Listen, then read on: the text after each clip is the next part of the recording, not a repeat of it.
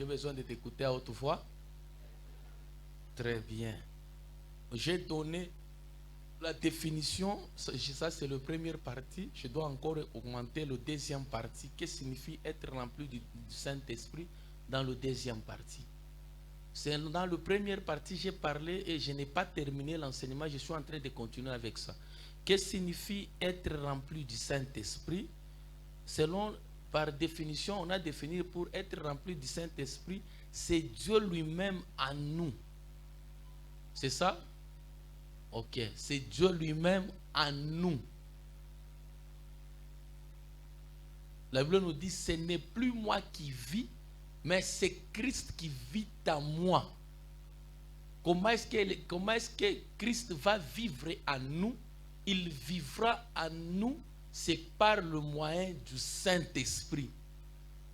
C'est-à-dire, être rempli du Saint-Esprit, c'est avoir Dieu en totalité dans nous. C'est ça, être rempli du Saint-Esprit. Puisque le Saint-Esprit, c'est Dieu lui-même. Mais Jésus, il est le Fils unique de Dieu. On l'appelle Emmanuel. Il vit au milieu de nous. Au milieu de nous.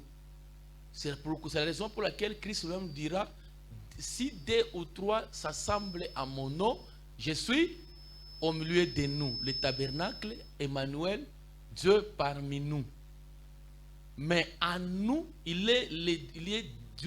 c'est Dieu lui-même qui vit en nous. Avoir le Saint-Esprit, être rempli du Saint-Esprit, c'est-à-dire, c'est avoir Dieu en nous. La totalité de Dieu en nous. Le Saint-Esprit qui est le gouverneur de tous les programmes célestes.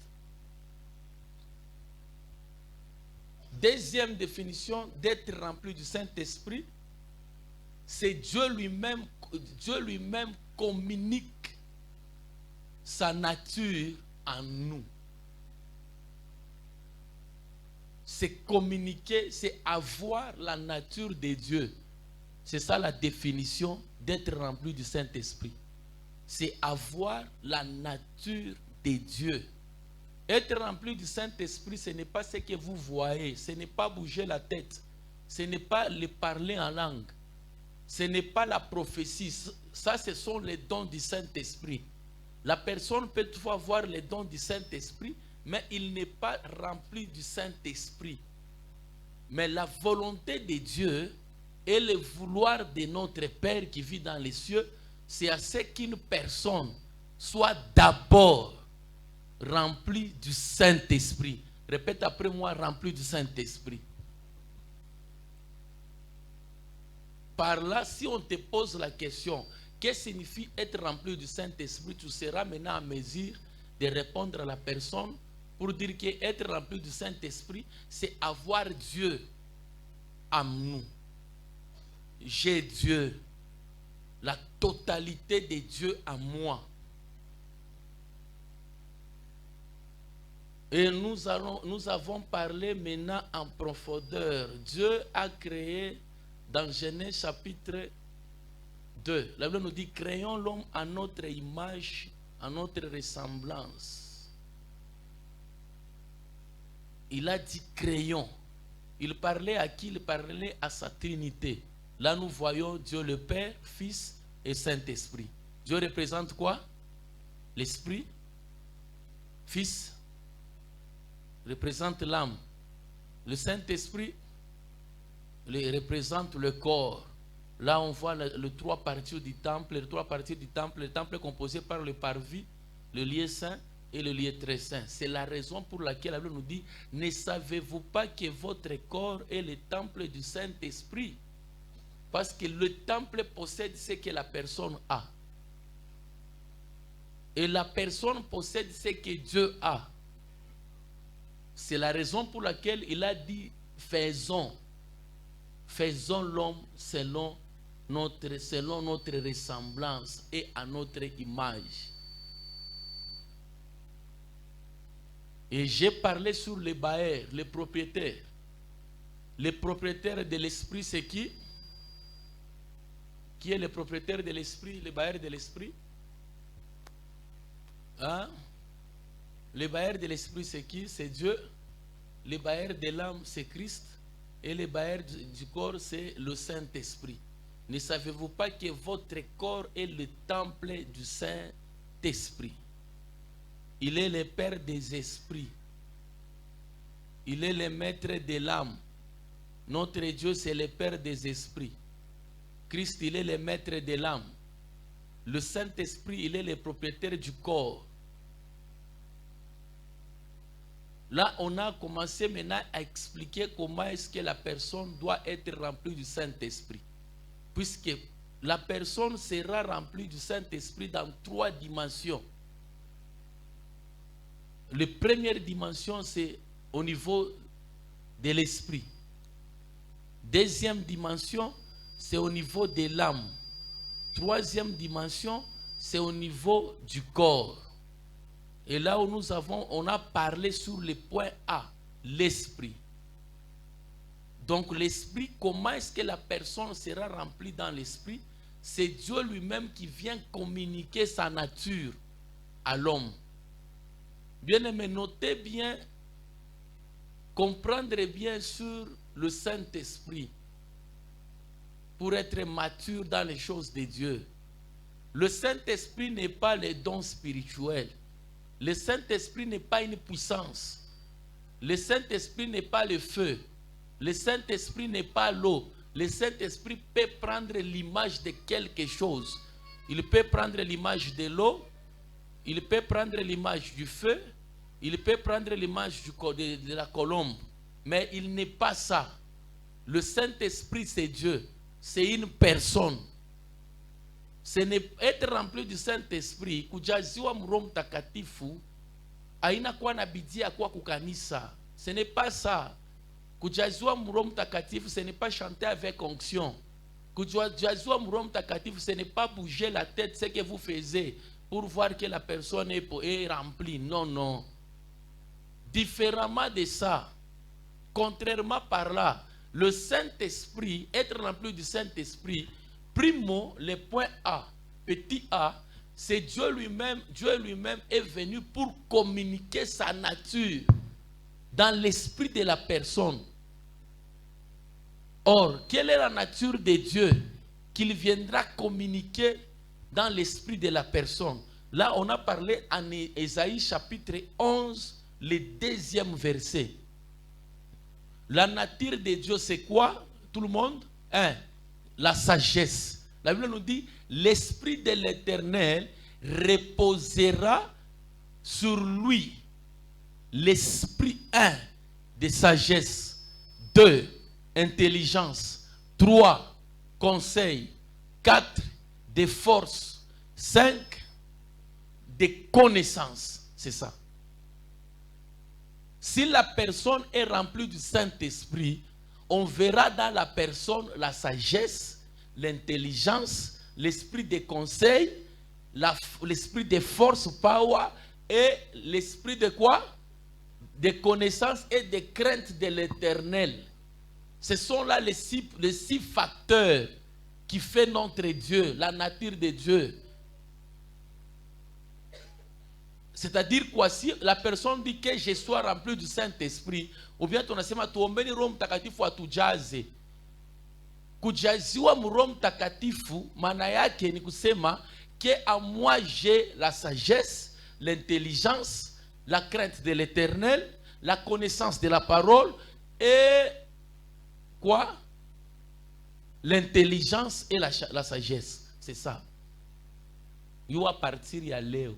Que tu puisses maintenant avoir la connaissance. Être rempli du Saint-Esprit, c'est avoir la sagesse. Hein? C'est avoir l'intelligence. C'est avoir l'esprit de conseil. On a quoi dada wa akiri. Apana dada mwa kuno kipe premier plan. Tu es l'aîné de la famille. Mais mkichwa muna kintu mea kuna sapa karuga. La personne qui est remplie du Saint-Esprit saura même comment faire la gestion ya bintu mnyumba yake.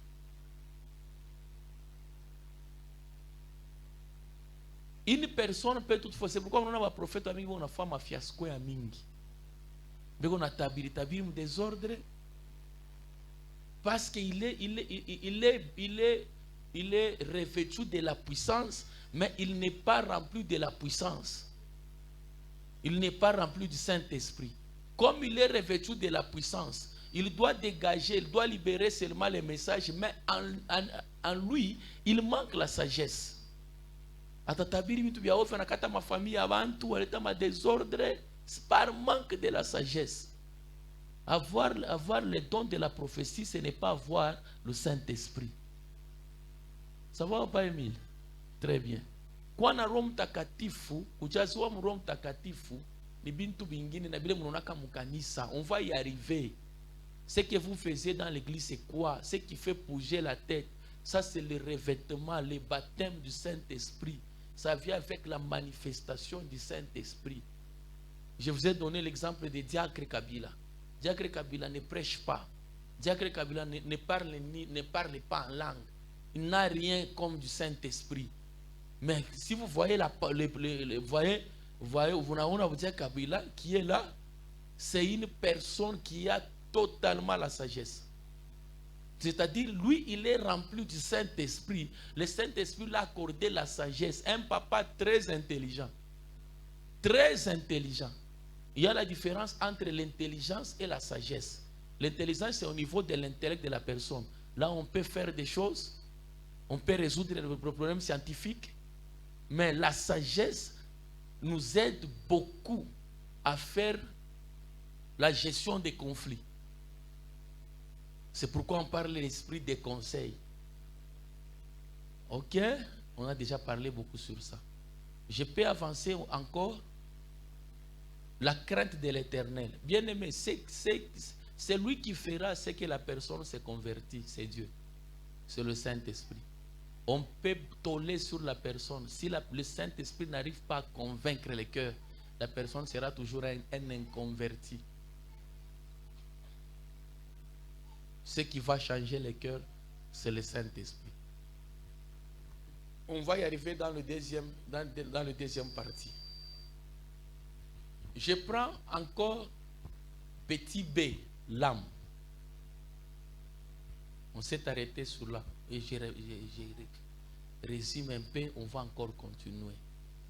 L'âme, selon la définition d'abord, de par son définition, la définition va aussi nous aider à comprendre comment est-ce que la personne sera remplie du Saint-Esprit au niveau de l'âme. Puisque là où vous êtes, tu es tripartite. Hein? La personne, c'est-à-dire elle possède quoi? Le corps, l'âme et l'esprit. Est-ce qu'il y a une personne qui a des difficultés au niveau de l'esprit? Il y a une personne qui a des difficultés au niveau de l'esprit. On passe. On prend deuxième dimension, c'est l'âme. Hein, maman?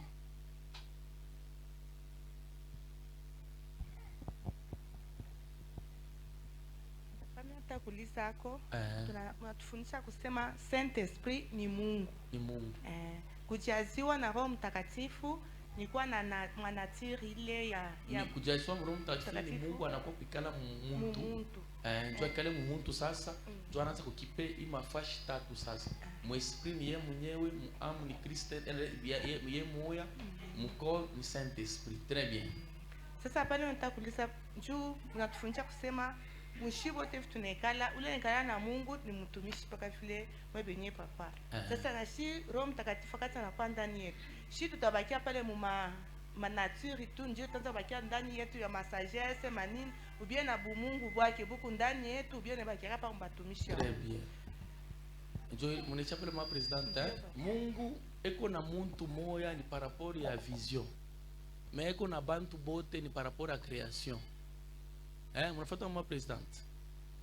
Mungu eko na muntu moya ni par rapport ya vision. Mais par rapport à création, vile alitumba muntu wote eko na Mungu. Mnafuata mwa president, hivi mlikuya hapa Mungu na baba. Hivi mlikuya hapa, c'est une personne qui a reçu la vision. Mwe mnakuya mwa president kunisaidia mie niweze hii vision en tant que baba yenu. Moi president mnafuata Donc mon vision ni mie njo niko na Mungu na ni mie njo niko nimikomunike ule Mungu mkwe naye, puisque mlikuwa kufuata Mungu wa baba. Biblia nasema Moïse mon serviteur est mort, Josué serviteur de Moïse. David n'avait pas kufa, David a appelé son fils Salomon. Qu'est-ce que David a dit à Salomon? Connais les dieux de ton père pour mieux les servir. Hein? Aina Salomon ashina na Mungu na yeko naye. Men juu ya Mungu atumike ni Mungu wa baba yetu njoo kunatumika. Ukitokea mkanisa mwa president unaenda kunyumba yako. Malgré kuna Mungu wangu, mais kuna Mungu wako unatumika naye. Puisque mnyumba na wewe naona kuwa bergère de la famille. Naona kuwa na wewe Mungu wa nyumba yako na wewe. Biblia inasema vous êtes des dieux. Nous sommes tous des dieux. Mais hivi tu kwa hapo nous avons un Dieu d'une personne, Mungu wangu. Jole Mungu naishi naye. Jole kwa nimprotéger. Sasa kama mnaingia mnyumba president, mnaingia mnyumba yako, naona kuwa berger Mathieu wa nyumba yako. Unakuwa bergère aussi de la famille. Nasema crois seulement tu seras sauvé toi et ta famille. Donc kila mtu akapeko na Mungu. Eko na Mungu. Mais chivo tu una dépendre na Mungu wa muntu moyo. Pourquoi? Puisque Mungu eko na kuwa na muntu kutumika naye, c'est par l'alliance. Mungu ashemita. Mungu ni wa bantu bote, mais Mungu ni wa muntu moyo. Ni wa bantu bote benatumika na muntu moyo. C'est pourquoi mtashikia hata je peux aussi kuaider shunashiki ya kusema ni muntu mwanjo na Roho Mtakatifu. Hapana. Roho Mtakatifu eko natumika na muntu moya. Mais la puissance du Saint-Esprit, Roho Mtakatifu shote tu kunaye. Mais manifestation yake vitu kwa hapa inatumika na mimi. Biblia inasema l'esprit du Seigneur est sur moi, car l'Éternel m'a oint. Ule Biblia kunasema c'est moi, ce n'est pas vous. Yes. L'esprit est sur moi, n'est pas kichwa yangu, il m'a oint pour libérer les captifs. Aina mweye. C'est moi que le Seigneur a oint. Moi munakuwa mu vision pour soutenir une vision niwezi. Vous êtes la provision de la vision. Parce que c'est moi qui ai fait l'alliance avec Dieu. Il est le Dieu d'alliance. Mnanifuata? Kama Mungu anakuita ma present njoo akwe wako wewe mwenyewe. Utafanya hii alliance. Yes. Njoo anakuwa wako sasa. Mais hapa kuna hai. Mnanifuata? Parce que kile kitufanya tuluke kwenda mbinguni. C'est le Saint-Esprit. Yes. Hauna na Roho Mtakatifu au tenda kumbingu. Ni ule mtu na Roho Mtakatifu njoo atufanye twende kumbingu. Kama na Roho Mtakatifu vile nasema ceux qui ne sont pas conduits par l'Esprit ne sont pas fils de Dieu. Tous nous sommes fils de Dieu par le Saint-Esprit. Peut-être après pour me définir comment marcher ensemble avec le Saint-Esprit. Mnafuata ma présente na Mungu na Mungu, mais hapa hivi mnakuja hapa Mungu na Mungu wa muntu. Ule alifanya alliance na Mungu. Jovi. Pastor? Merci beaucoup papa. Juste pour compléter kwa question ya mama. Hata mu Biblia wakati ile Mungu anamuonesha Moise ya kutosha batoto ba Israeli. Alikuwa ba mingi. Meula alikuwa na esprit ya kuconduire na Israeli. Alikuwa ni Moise. Amen. Alors wakati banafika tena mu desert, Mungu anende tena kwa Moise. Sema mitabeba kipande ka esprit yako, mitaeka mo 70 personnes bale bingine bako kusaidia. Sasa hivi tuko hata kama tunatoka, il y a une partie des portions du Père qui est en train de nous guider aussi, parce que nous sommes à ses côtés. Vile tuko mpembeni ya papa, mubia mingi vile tuko nafanya, anata ku force yetu hapana. Sa partir ya alliance ile Mungu alifanya naye, ndio tunaanza na sheku kuweza à travers ile alliance. Amen. Merci papa. Mungu mbariki sana pastor. On acclame pour le Seigneur. Merci papa. Mwana mna comprendre, muta comprendre c'est pas sana tena sana ndio fundisha oui les cours ya wios au niveau ya les vrais fils. Les vrais fils. Les vrais fils doivent avoir toujours l'esprit de leur père. Et je dois maintenant expliquer le pasteur enseignement l'esprit. L'esprit du père c'est quoi? C'est de fundisha kai. l'esprit. C'est que le Seigneur a pris à moi, n'est qu'en Daniel, moi, présidente. Ni nini. Aina uirom takatif. L'esprit du Père. Tu te fondes, tu comprendre. Nous devons présenter, il faut que le président wa kanisa, ou que le président wangu, na pasha kutembea selon esprit yangu. Puisque ni esprit yangu, Dieu, qu'on a fait évoluer. On va te fonder, te comprendre. Donc, apa quoi, shibote tu na Mungu. Shibote, muntu watape na Mungu. Na muntu wote Mungu kwa keshe kwako. Vrai ou faux? Dieu il est omniprésent. Vrai ou faux? Maintenant, pourquoi on est venu à l'église? Pourquoi être à l'église? C'est aussi un cours. Hein? Là, on va parler ça dans tous à l'essentiel. C'est.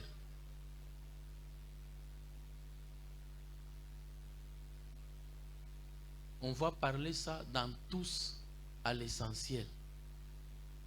Pour comprendre maintenant, c'est un bon cours. Je dois enseigner sur ça, je dois faire des émissions sur ça. Tout ça l'essentiel. Dans tout ça l'essentiel, la personne connaîtra même l'importance de venir à l'église. Nous sommes là pourquoi? On est venu à l'église faire quoi? Faire quoi? Mungu tubariki sana. Et non etetosha mabutoto mkichwa. Dada, pourquoi tu n'es pas venu à l'église? Chukwe na transport. Mais mon amouita ku téléphone, kuna toka prophétie, kuna toka prophétie. Yona na Kongola transport, anakuya mbio. Ni butoto bumoya mama, ça fait même c'est une honte de l'église. C'est une honte. C'est une honte. Pourquoi je Congolais makuta kwe kumisa? Mais na Kongola makuta puisqu'il y avait la prophétie. Ah, chini sana. Chini. La prophétie c'est pour des bébés spirituels. Ni vya watoto. Je sais mina kwa na mambombo mina itupa pa mtefui. Le président on est kufia tu mbombo. Bata sama président vraiment bina mcompliqué. Hein? Bala batafia sana ni manani? Kama tunapenda ba ikodim bayale sana kwa ikodim. Faut je. Hein? Mwambie tu asakuta kwa mambombo na mayoyo. Batoto batayala kwa ikodim façon moya muta comprendre. Na bala bakuyaki. Batakuya pisa wanaanza kuma nini? C'est ça la prophétie. C'est la raison pour laquelle quand on a kutabiri, si on appelle un prophète mutayala, si à l'enseignement mustakuya, parce que l'enseignement ce sont des bébés qui vont bakubwa. Si on a mutabiri na kama mutabiri. Mais manayalak, ukianza prophétie on a quoi arrêter? Non non, prêche la parole de Dieu. Ici c'est une église des hommes matures. On a jusqu'à pour la luka. Je vais me poser hein. C'est ça la vie. La prophétie ne donne pas la vie. Ce qui donne la vie, c'est la parole de Dieu. Ce qui fera, c'est que la personne puisse grandir. C'est la parole de Dieu. Amen.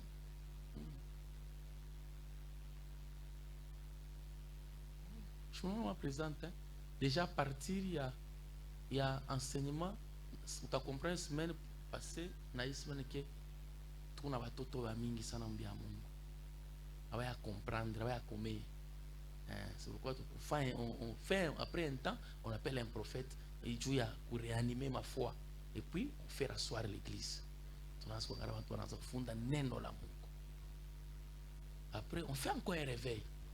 Après tu vas faire poser ta kanisa. Après on fait encore un réveil, on fait un prophète pour un réveil. Réveil habite me comme chaque attache comme moi. Mais ce qui te fera grandir, c'est la parole de Dieu. Bartabiri mankanjo, Mungu na repata kanjo mo peke. Hein? Je dois comprendre. La prophétie est là pour édifier la personne. Mtu alikuwa na mambo quand on donne une prophétie, anapata nguvu. Mais la parole kunakuwa kumuonesha kia kufanya aweze. C'est pourquoi j'aime beaucoup le prophète Christ. C'est un prophète enseignant. Lui ne prophétise pas. Il donne d'abord, il enseigne la parole. Après quoi, il prophétise. Il prophétise. Donc même si il peut avoir une église, atawana kanisa kabien kakuikala. Atawana kanisa kabien kakuikala. Puisque anayua kuma kuikarisha kanisa. prophétie haitaikarisha. Haitaikarisha. Kile kinikarisha ni hivi nafanya hapa. Amen, amen, hein? Très bien.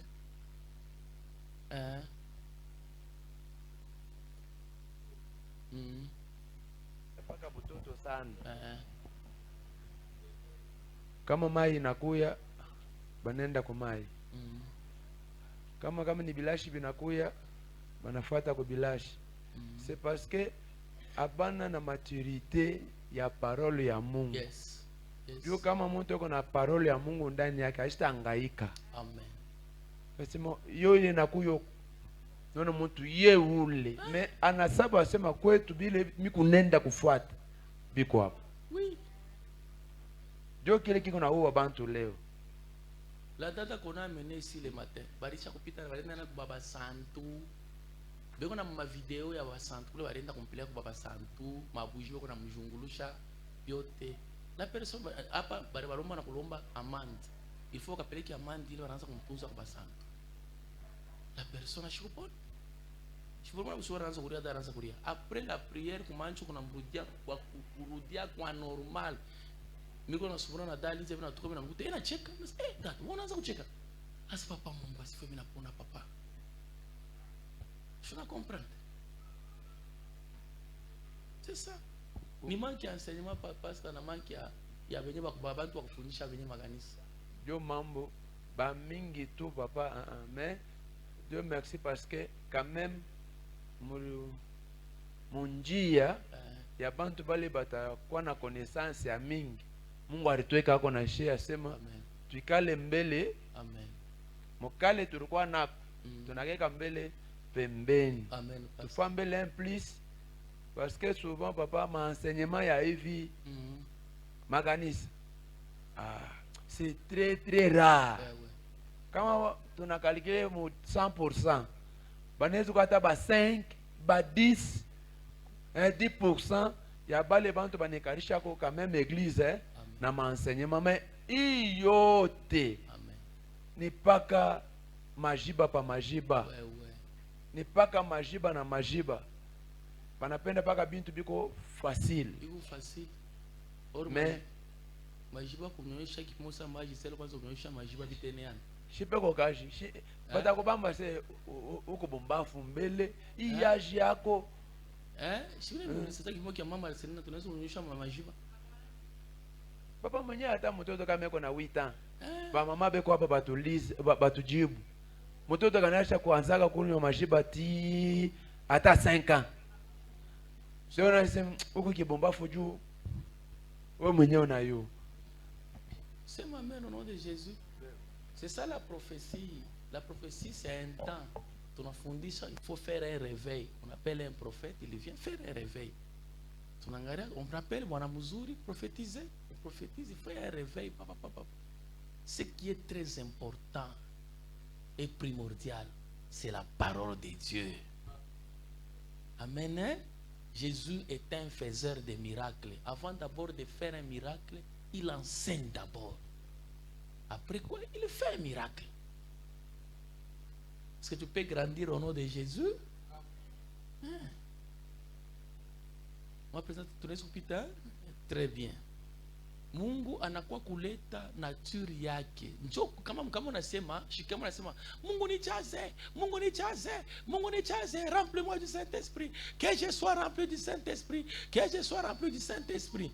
Mungu anakuangalia hivi, Mungu anakuangalia hivi. Mungu unashikia, unamwambia sema, Dieu, donne-moi la sagesse, donne-moi l'intelligence, donne-moi la crainte de l'Éternel, donne-moi l'esprit de conseil et donne-moi quoi? L'intelligence. Sasa Mungu unaona sema kama unaomba Mungu nijaze, ni Mungu akupatie ndio ya profesia na yako na ina vile.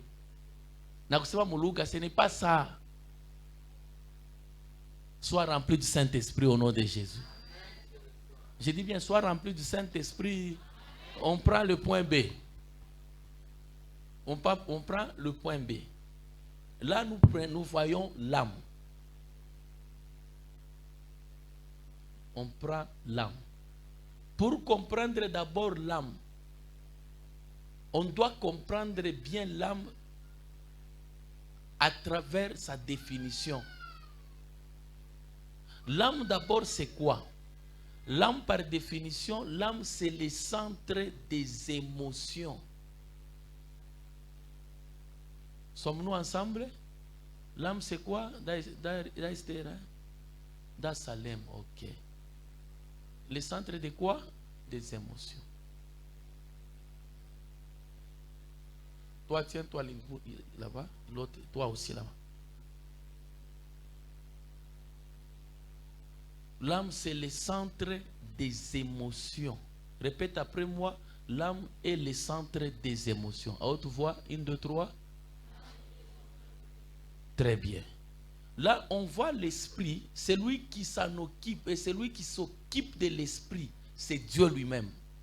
Puisqu'on l'appelle, c'est le Père des esprits. Il s'occupe de l'esprit. Maintenant, au niveau de l'âme, qui s'occupe de l'âme?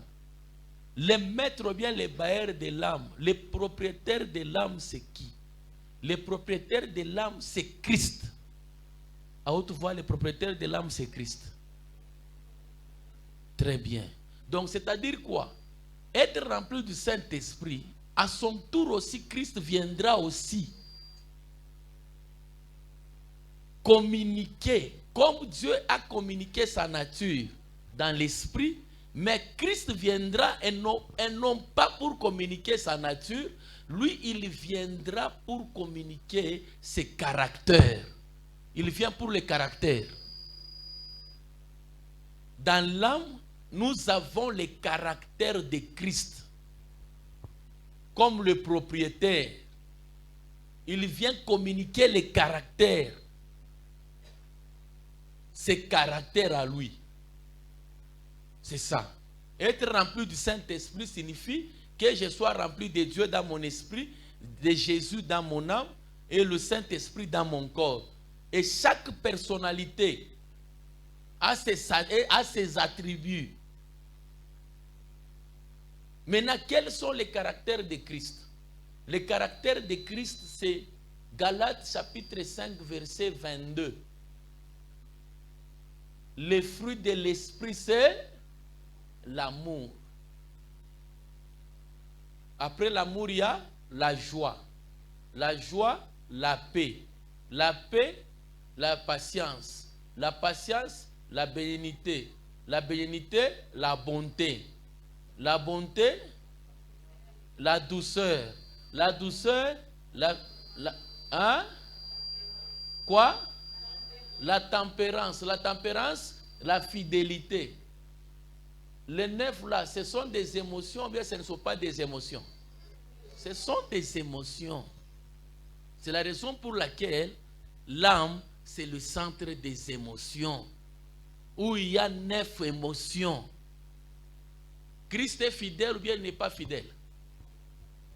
Christ est fidèle ou bien il n'est pas fidèle?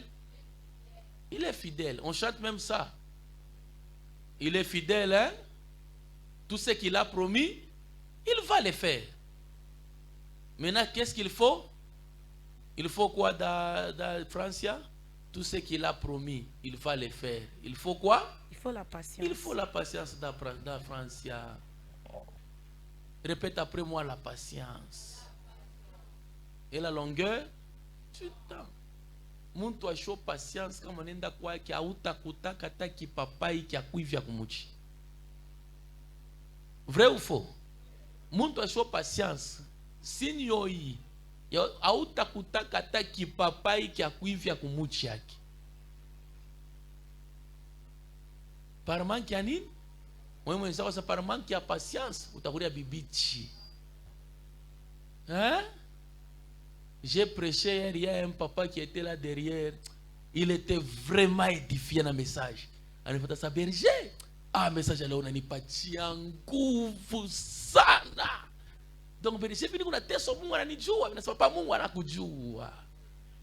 Sasa mimi takuwa na leo berger kwa komba. Berger unagusa, unatunza roho yangu berger. Unatunza roho yangu.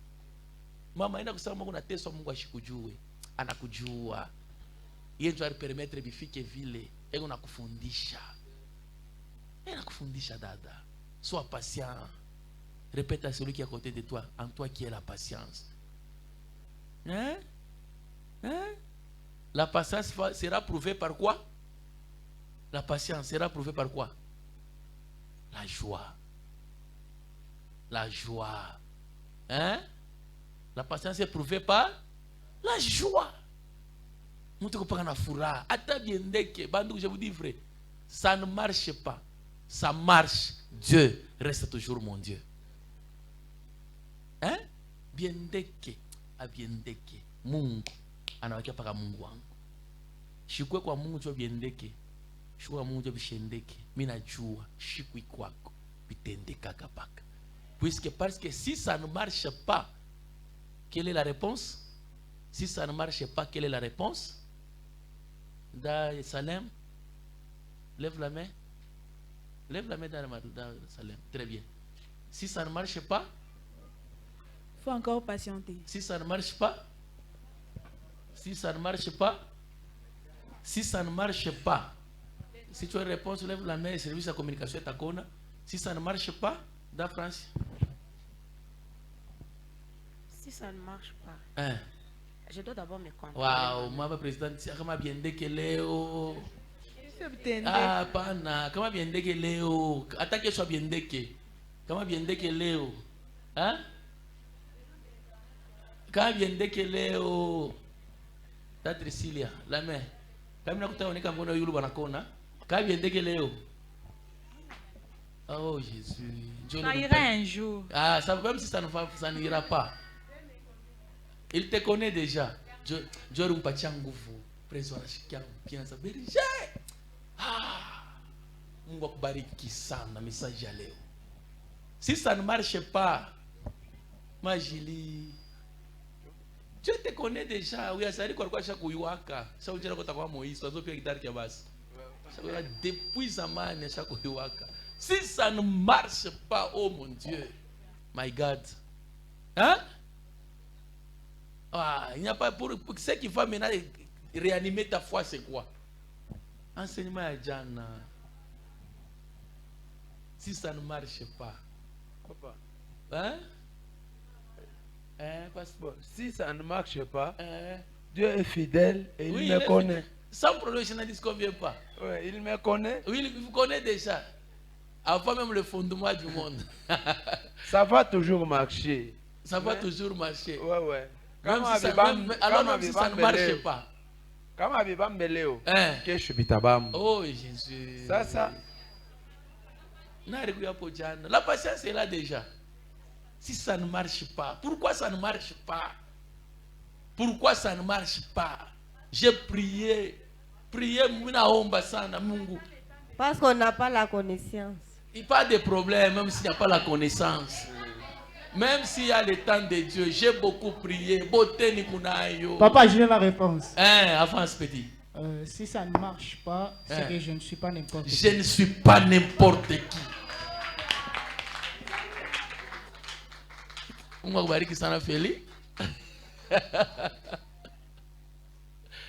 C'est parce que moi sur la terre, je ne suis pas n'importe qui.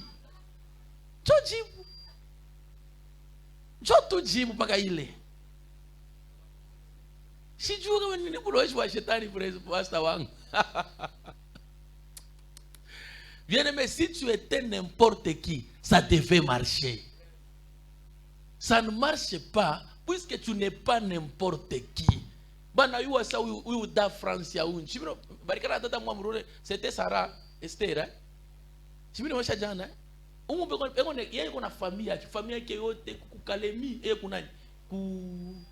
kukamina. Muna baba muna mama. Yenjo baba yenjo mama walokwaki. Basha kuyasema uda France ya huyu. Jo mwenye eko na fungulo ya banduku yake. Basha kujua. Kama unaona bintu kwa binendeka hivi binendeka. Toi tu es n'importe qui.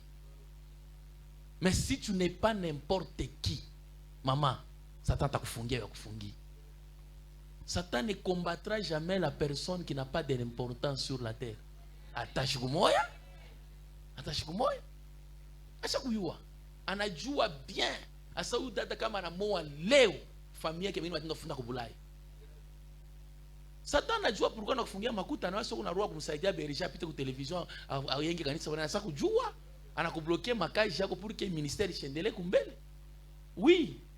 Très bien pasteur. Ouais, c'est parce que Preso Doris na Kamuchoko tulitaka kwa naye. Tunatoka kwa nyumba tunaenda juu niache telefone kusharge. Sasa tulikuwa na sujet moja. Ndio tunalia paka asema bon. Shenje tutayenga tu kanisa yetu kesho. Amen. Kuko bantu bingine banaweza kuwa na makuta na bana susi. Na she hivi. Abana nao pastor. Faut paka Mungu afanye atusaidie ko. Juu bale batayenga kanisa kesho. Ni paka bashabu. Unakomana pastor kale unapata unakomana unawako kwa tapi. Papa. Satan ayua sema kama pastor unapata tenga makaromu kanisa. Okay. Anajua. Tutabifanya tu papa. Oui, je vous dis frère, celui qui est fidèle dans des petites choses, il en sera aussi même dans des grandes choses. Satan anakujua mama, anakujua pastor bien. Anayua. C'est pourquoi mimi nimesaidia na bazazi mimi nasema mshikwe bazazi, usifanye shua mubaya mbatoto yako. Ukwe na balo shakupenda na bala upendaki. Kama Satan akuvumbula kio parmi batoko unaona mtoto mmoja shakupendaka atakuyaka hai. Uswate Mungu atalamuka détruire mtoto ou bien Satan mu détruire. Hapana kwa sababu utapaka mtoto wako mtoto una akili, unjo mtoto tu mbatoto bote, unjo mtoto mbatoto bote, ukuna mu exposer kuma danger. Una mu exposer kuma danger. Umutapie muro mfichike muro yako. Kama Satan avumbula ke uyu njo mtoto ule mama yake kuna tapa, bego na mtapa mfami, atakufanyisha masermo, bien atakufanyisha na pata voyou kesho. Tamu détruire. Faut être souple. Ata bwana kwa atakufanyisha bintu binene bomba na motema. Bomba na motema. Toi tu n'es pas n'importe qui ma Patricia. Vous n'êtes pas n'importe qui maman. Vous posez des questions papa. Bego ni kombanisa. Mais sina hata kintu ni wewe njoo unaona sauna na kintu. Bali bego unakombanisha bwana wewe kinyewe bego unakukombanishia. Ile kuna kuleta bukomvi ni kile bobe kunaona. Njoo kuna kuleta bukomvi. Oui, je vous dis vrai. Je vous dis vrai.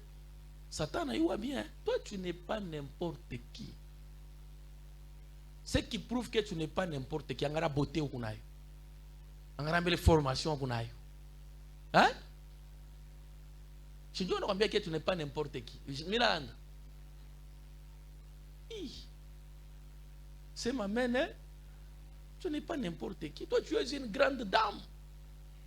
Tu es une grande dame, je te dis vrai. Tu es une grande dame. Tu es une grande dame.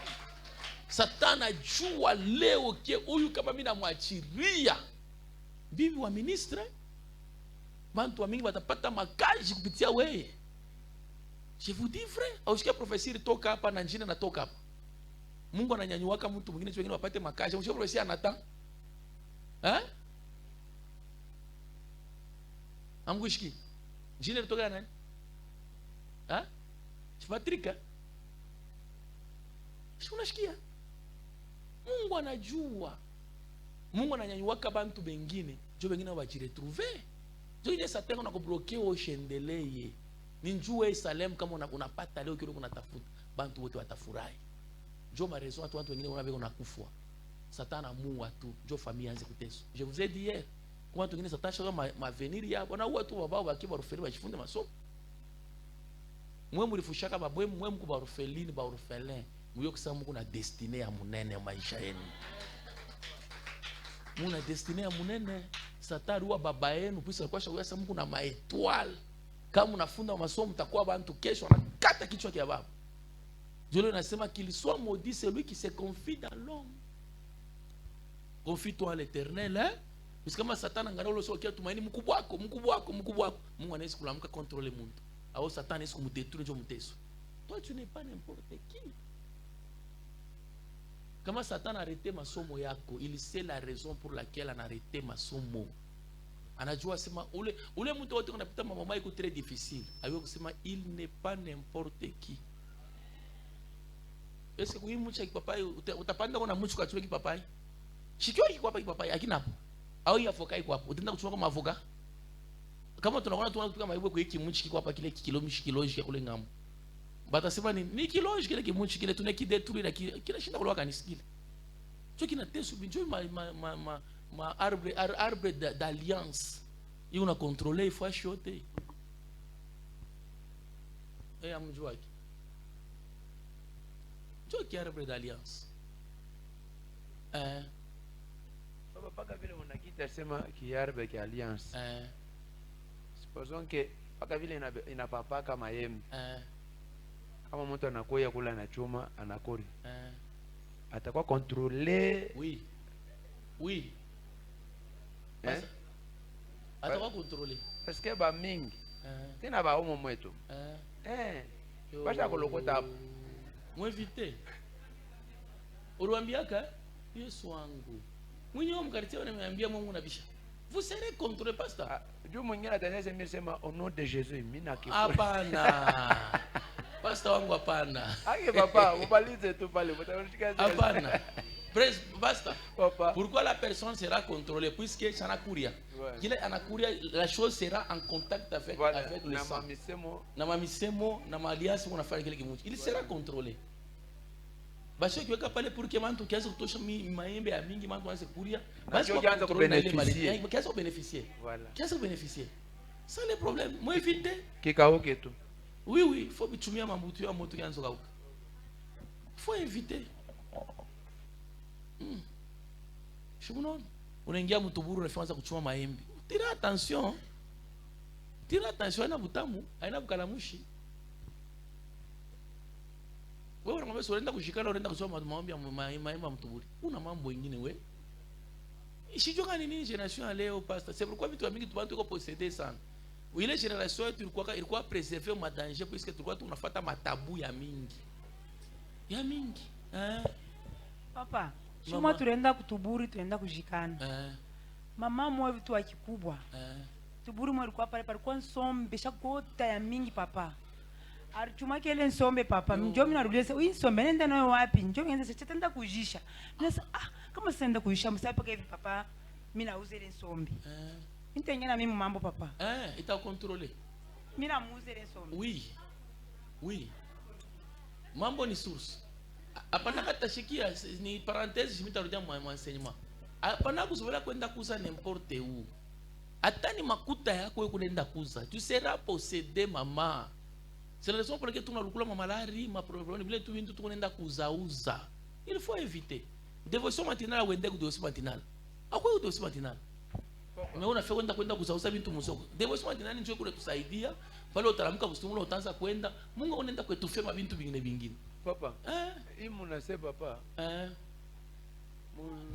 Daniel Meshach na Abednego barikatalaka kuliaka ni manyama qui était destiné au sacrifice des idoles mais ils ont préféré de manger les légumes pourquoi acha twende pas munani tulikuwa quand cha Milemba pale nani grand frère aranza kufunda kwa SNCC sasa papa ile temps ile kupata vya mayani ilikuwa ni mambo me mtaona tu bantu wanakuya kumbe banaanza kufaka kama ni sompwe kama ni batawewe tu hivi mama yani hivi papa bana bigeuza binakuwa hata bibwabwa binakuwa lenga kama munakure tu bile bintu papa hakuna ula tekala lezi amen ni kama aba hii nyumba baruza bale banauza vile muri bauza vile bintu papa bilifanyika na esa histoire c'est ça tu le passe ni vitu kwa mfute biritu pikaka mtumbo moya au kuna na ide wewe me shini makuti ile baruzaka nayo ni makuti uruza bon unaka se aina sanjo uruza basta yo ni vitu ce sont des choses déjà des choses destinées ya kumashetani biko mfute déjà ni Mungu tu anatuchunga hata masukari bya mingi tu bya mingi ni mambo tu papa Mungu tu atatuchunga mwache kunegliger matinal mama acha kunegliger devotion matinal haina shi tuneanza katolika ku 5h du matin ngengele na ria boto anaenda ku matinal Vrai musulman 5 heures analalamika wanaenda kumunani. Paka mweye munacheza na matinal. Utateswa kudunia. On utafundisha sur la prière mtakomprendre. Utateswa kudunia. Au bébé possession mtu kina possession anakuleta vyakula kuna kuri. Les choses envoûtées par le diable, même si ça change de direction, c'est envoûté. OK? Les choses quoi? Envoûtées, même si on change de direction. Les choses est mina kwa kefi banatoa manguo au analeta biakuria. Banasema biakuria tunamloka mama president. Mama president chakuya saberishe matieni muloji. Anasema Mr. Kure biakuria, numpache kwa tama jili. Jule mnasemaka, asa kwa chama jili itamfaa kintu. Unacheza itamfaa kintu. Utawisha kama mtu wa benyewe wewe watakubambaka buloji. On peut fermer la parenthèse, hein? On continue, hein? La main, on prend dans l'esprit, le Seigneur, dans l'âme, Jésus communique ses caractères. Le caractère de Jésus, c'est l'amour. Comme on a dit, Mungu ni jaze Roho Mtakatifu, que je sois rempli du Saint-Esprit, pokea Roho Mtakatifu, reçois le Saint-Esprit. Ni unasema, mupokeeni mapendo, mupokeeni patience, mupokeeni tempérance. Soyez remplis du Saint-Esprit. C'est avoir le caractère de Christ dans notre âme. Mapendo, uvumilivu, upole, wema. Unashikia? Na uaminifu. C'est ça. Les 9 fruits du Saint-Esprit. L'amour. C'est la raison pour laquelle la personne peut prophétiser mais qu'on a tchouki. Hein? Ce sont les dons. Ne vous en faites pas. Ne soyez pas agités. Hein? On reconnaîtra l'arbre pas par ses fruits. L'arbre pas. Or, le caractère de Christ, c'est quoi? Ce sont des fruits. Mtu anaweza kumitabiri men. Msharati. Unapenda kushanga. C'est possible. Unanifuata? Mtu anaweza kumitabiri ni mwivi. Misha kuna profeta anatabiri. Pa mkanisa pasa anatabiri katuma kene sana Android mamaki. Anenda ngara anaiwa tablet, anaiwa Android. Kule Android kubikale kapetika sha kumuona. Mkanisa. Iwe mtesikata sikuma portrait tesema mkanisa. Sha kumuona. Ile telefone na yeye ni mtu alibeba ya bwana yake kwa charger kwa kanisa. Wanampigiria hayo. Kwa prophet. Narudia kwa nyumba, telefoni kwa wapi? Menace mwa bibi. Choka toi ça non, les papas là. Papa là qui prêchait, c'est lui qui avait pris le téléphone maman. Non, funga kinwa. Utalaini wana mtumishi wa Mungu.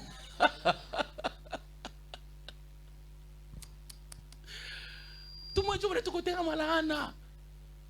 Njoo wasema acha mbele mtoto ashisi kumulanjia. Chokuita mtumishi anakuya hivi. Ma telefone ari ya mfuko. Nalobana. Unafuata? C'est ça, c'est un don, c'est possible, c'est un don.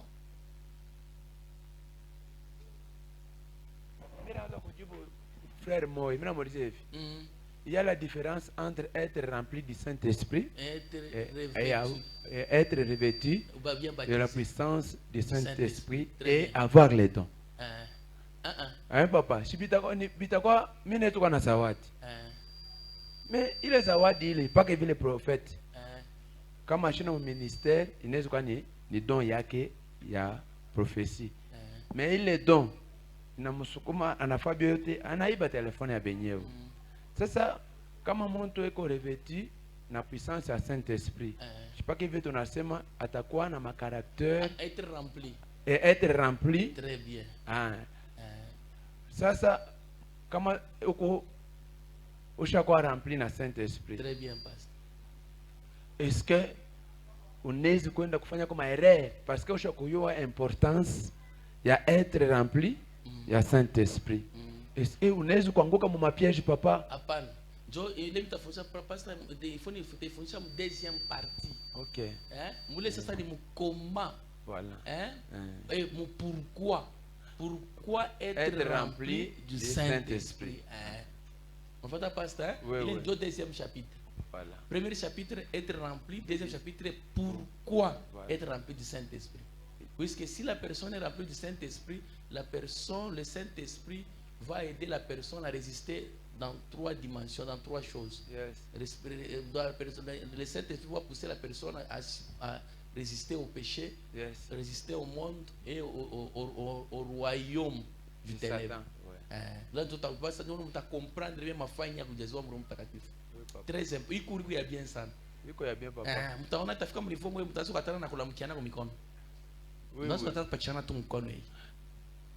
Mtakomprendre mimi nasemaka hivi nakwambia va Uende kwa nyumba usisalimie Mungu. personne. Yes. Mtakomprendre à partir ya enseignement.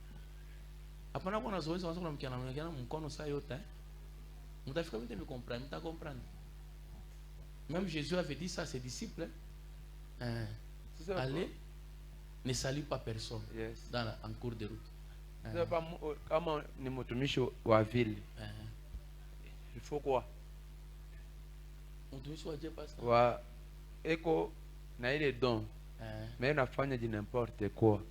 Il faut quoi juu ya kumrekipere ule mtumishi wa vile? Il faut quoi pour récupérer la personne? Il faut d'abord amener la personne, qu'il soit d'abord enseigné l'importance du Saint-Esprit. Deuxième des choses, passer avec l'homme de Dieu par la délivrance. Sasa papa sa vile yasha kutangulia deja anahubiri anafanya vyote mais kafui kale kabwishi keko mule ndani. Puisque pasteur Zawadi, c'est une grâce, non? Oui. La grâce ouvre des portes. Beaucoup de portes est ouverte pour moyen de la grâce, mais le caractère ferme les portes. Papa, là, est-ce que Mungu alifanya rere? Muje? Muvile alimupatia ile don. Hapana, Dieu ne se répand pas de ses dons. Sijua vile. Mungu asifanye rere, shariomba kwa Mungu. Sijua aliona deja sema huyu muntu huyu ni mtumishi wangu. Paki hivi miko hapa. Mimi naenda kumuyengea mama president.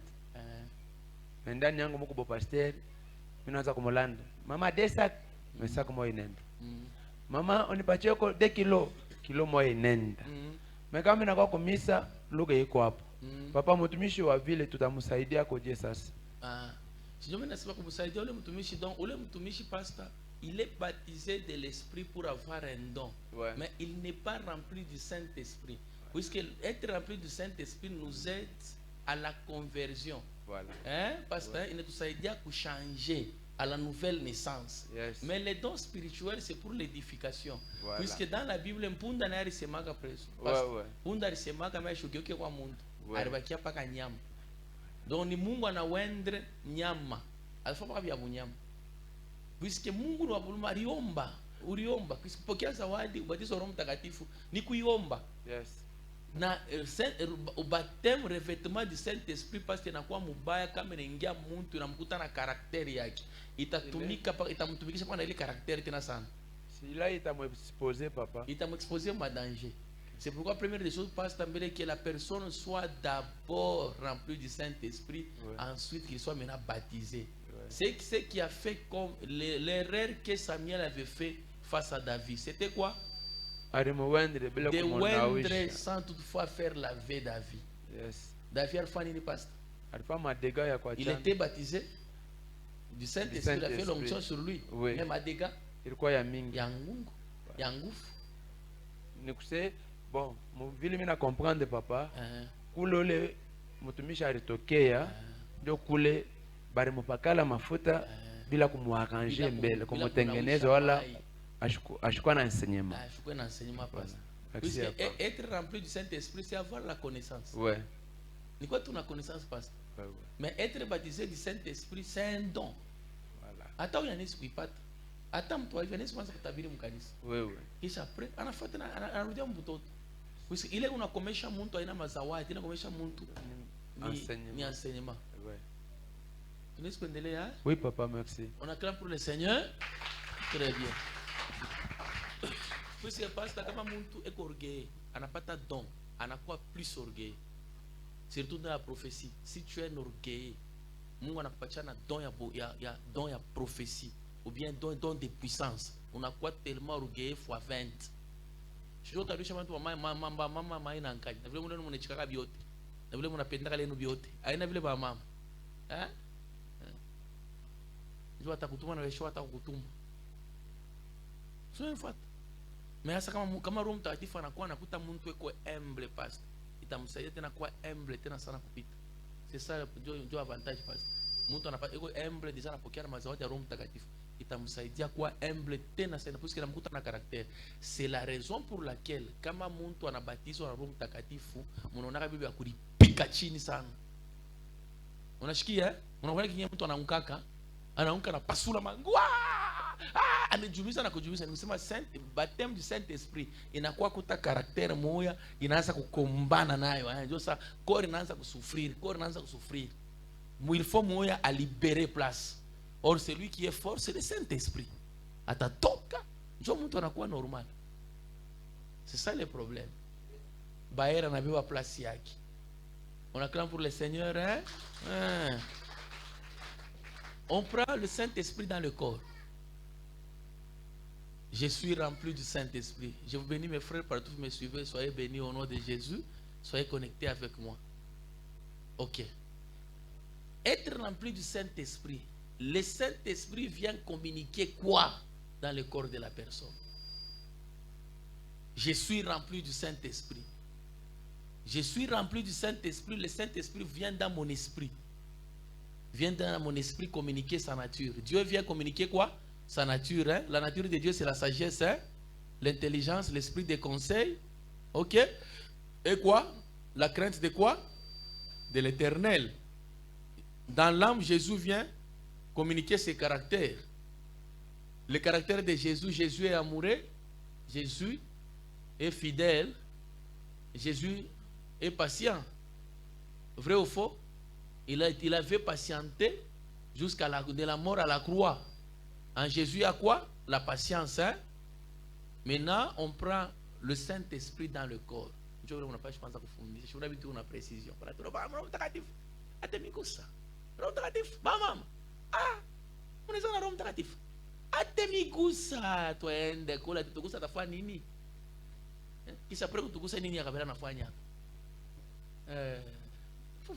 Una précision, c'est ma mène. Mobili lenu. Unamtapa tu Roho Mtakatifu. Mais je suis, unaona sikia vile mfunza vina sur le Saint-Esprit. Ça va? Il vient maintenant dans le corps faire quoi? Dans le corps de la personne. Il vient pour faire quoi? Unasikia vile unakomea, hein? Kanisa, unaona kanisa kwa bantu wakubwa. Ni hivi kiko na makae. Jo kanisa kwa bantu wakubwa. C'est ma mère. C'est ça la maturité de l'église.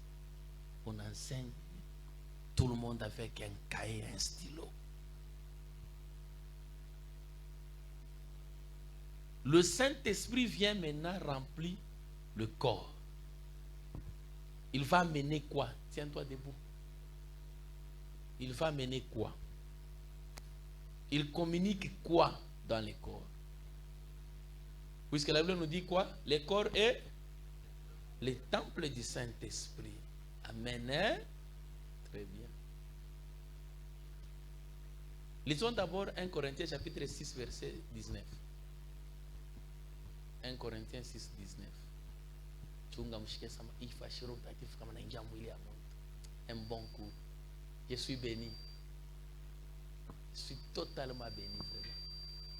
En train de dispenser un cours comme celui-ci. Ah, c'est bien. Waouh. On y va la date. 1 Corinthiens 6, 19. Nous lisons au nom de Jésus. Nous lisons au nom de Jésus.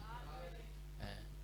Ne savez-vous pas que votre corps est le temple du Saint-Esprit qui est en vous? Kusema Roho Mtakatifu.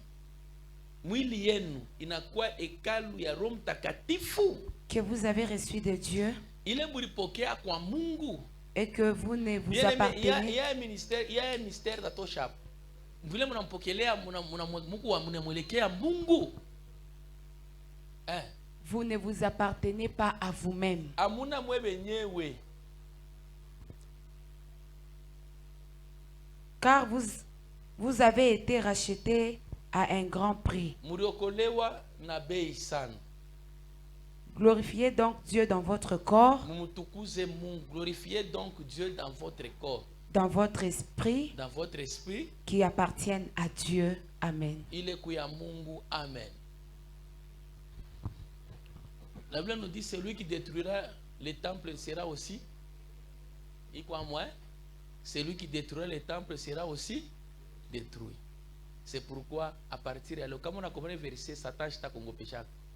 On a ça où la touché Korea comme on a tamu. Oui, c'est ça. Oui, c'est ça. Joël les frères, c'est Nasema. Ne savez-vous pas que vous êtes le temple du Saint-Esprit à la fin? C'est lui qui détruira le temple sera aussi détruit. Bantu kutembea na assurance yote, hakuna mtu atakuwaka wewe. Na hakuna mtu atakutushaka. Celui qui va te toucher, Dieu aussi va le toucher. Puisque te toucher toi, c'est détruire le temple. Abatakutushaka. Ne savez-vous pas que votre corps est le temple du Saint-Esprit? Celui qui détruira le temple sera aussi détruit. On ne te détruira jamais parce que tu es un temple du Saint-Esprit. Et celui qui a mis l'esprit en toi, c'est Dieu lui-même. Très bien. Maintenant, le corps, c'est une temple, c'est le temple, c'est une maison du Saint-Esprit. C'est le temple du Saint-Esprit. Maintenant, s'il entre dans le corps, c'est pour faire quoi? Romains chapitre 8, verset 11. Romains 8, 11. Romains, vous t'as compris, France, c'est lui qui détruira les temples sera aussi détruit à travers Romains 8, 11. Romains va éclaircir bien sur la phrase qui dit celui qui détruira les temples sera aussi détruit. Nous lisons la parole de Dieu. Amen. Et si l'esprit de celui qui a ressuscité Jésus d'entre les morts habite en vous, celui qui a ressuscité Christ d'entre les morts rendra aussi la vie à vos corps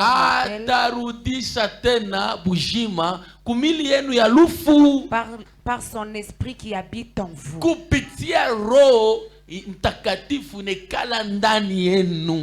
Amen. Est-ce qu'on peut acclamer pour le Saint-Esprit? Bien aimé, le Saint-Esprit dans le corps fait quoi? Le Saint-Esprit écrivait dans le corps annule la maladie. Toutes sortes de maladies. Dans le corps, c'est détruire l'esprit de la maladie. C'est donner la vie au corps mortel. Primo, c'est annuler quoi? Segundo, communiquer la vie au corps mortel. Unashika kujazua Roho Mtakatifu. Ule muntu aiko na Roho Mtakatifu, ashirukulake la personne ne tombe jamais malade. Puisque la maladie prouve que le temple est détruit. Si tu as le Saint-Esprit, tu ne seras jamais malade. Le Saint-Esprit donne la vie au corps mortel. C'est ça. Je unasema ruga kipompashe kote kutoka maladi. Unabisema je? Hein? On prend d'abord la nature de Dieu. Est-ce que Dieu mso soma fashingina sama nashasa Mungu arenda kumwenda mtonga mvando meka bukati? Hein? Nulle part, hein? Asa njua nini kunasema ruga malaria ashfa kushaka? Hein? On a un Roho Mtakatifu. Tu as un don, mais tu n'as pas le Saint-Esprit. Le Saint-Esprit vient communiquer dans le corps la vie. Les lettres fait quoi? Les lettres tuent, mais l'Esprit vivifie. Les lettres tuent, l'Esprit donne vie.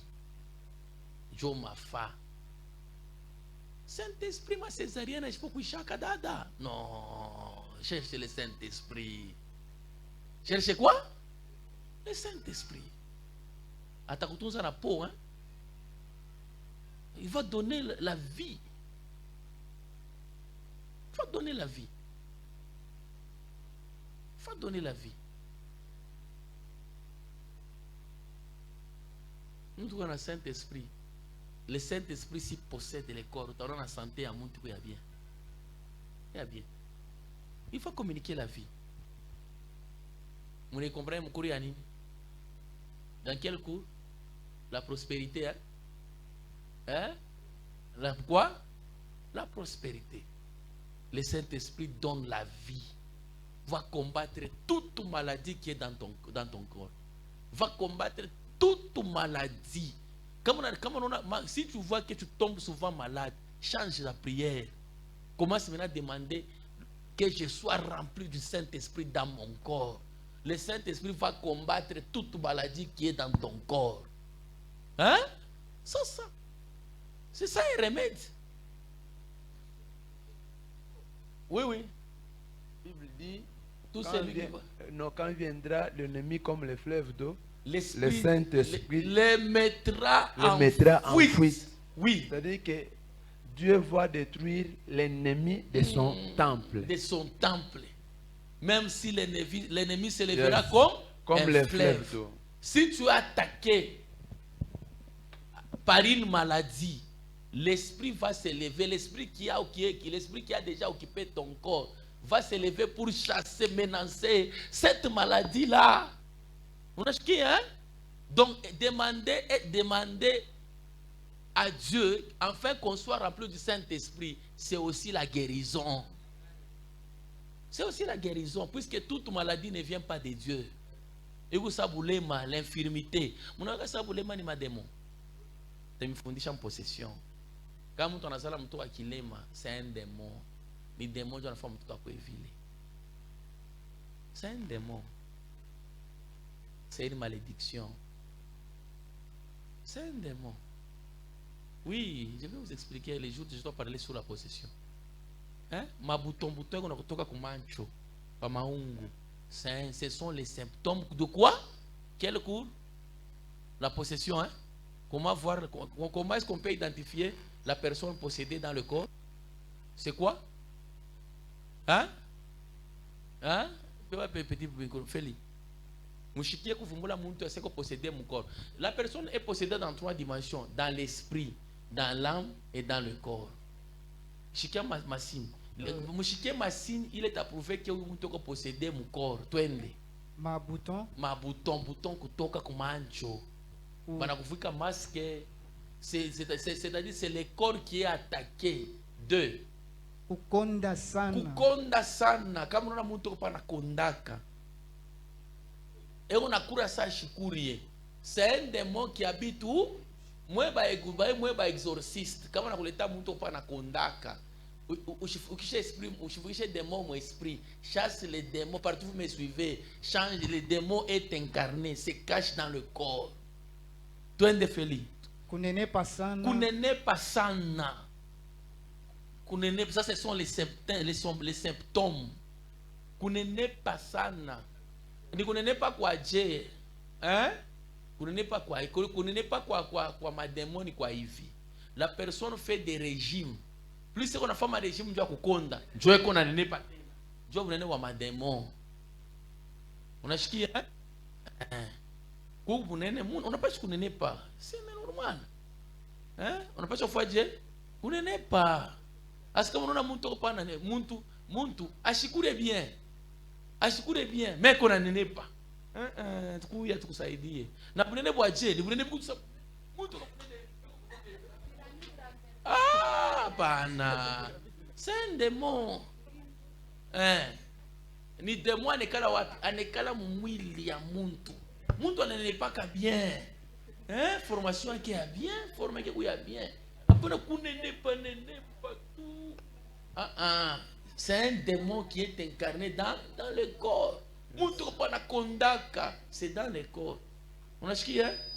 Après, on tout le monde a ça y est, on a un démon. Après, on a un démon. On a l'état massini à on a un démon. Nous le muntu qu'on a fait un sport. Hein? À 15 régimes. Joananza kunene pas ça. On a chié, hein? Or, ma régime, n'est-ce quoi, nini da France? Régime. Parfois, la personne a un sport. Un sport. quelqu'un a diminué cours ya bila kanza bintu ya mafuta anaanza kuna vitu vya kuchoma tumisase ndakala. Mais kama mtu anaanza kufanya ile régime aiko paka na nenepa, c'est un démon ou dans le corps. Simunaona sama mama wewe hivyo kuna makuta ya mingi, ni mtajiri sana. Unaona ka? Unamwona? Si vous comprendre, il est possédé dans le corps. Et qu'on a biote, qu'on a maisha yote. Anezi kukulisha wewe du 1er jusqu'au 30. Et pas na kulishaka, et on a kulishaka bunga lundi, mardi, mercredi kwa ya bunga. Yata unaona bule kwenda kufuata unanyangula mtu unamweka na mkerigolo, unamweka na mkopo ya ndo. Unamfungule eko paka vile. Il y a un démon dans le corps. Tu as des symptômes, pasteur? Bwe usi saka radio. Ni fututu. Amen, Kama unacheka unaona baka nini? Baka mimi ni mweusi. Meno na hivi vya biupe vya moment. Kama chokala pa watu hizo wa servant, tuna sapa na muntu. Kisha kotola frena vya noir. Anapiga complet. Mule mweusi mwa vile, c'est un démon. Il est incarné où? Dans le corps. Twende Feli. Na bweupe exagéré. Bweupe exagéré. Ushaweza ule ngala bweupe ni succès. Bweupe mwa buku tellement buku piquant. Exagéré. C'est un démon. Ule muntu ko possédé na esprit on taka ça Aphrodite, la déesse de l'amour. Yes. Ni mademo. Ushikia vandu ushanza kulipika ushijibete tolo kioko mzuri sana. Atabu baya bwa nguvu. Twende. Unasabu.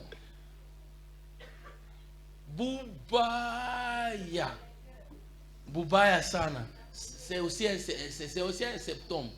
Beauté exagérée. Bandu kushirona sima ushiribete tolo kama unapita watu wanawe wote pana kuangalia, biko na kuangalia sana kumzuri. Tu es possédé. Maxi clair. Tu es possédé. Unafuata? Kama naomba biko unakatala, c'est une possession. Kama naomba tena bote uko nakufuia, c'est une possession. Il faut kuwe mkachikachi. Yes. Ou possédé. Ushona sani succès mimi wanaume. Mimi wanaume langu minjo vile. Mika mimi napita wewe nyangule ngale. Mika mimi napita wewe nyangale. Uko possédé. Hauna normal. Wewe paka mtaanza kupenda je vile. Tu es possédé, il y a un esprit qu'on a contrôlé. Unashikia Papa. Biko bia mingi. Pastor? Muhimu nasema juu ya hata kama mtoto anazala mtoto yuko malformé. Ilifanshika pale pa quartier pale. Ouais. Ilikuwa ni garçon moya anaanza kuingia mu église pale. Sasa inatumika na bazungu bamoya hivi mu centre ville.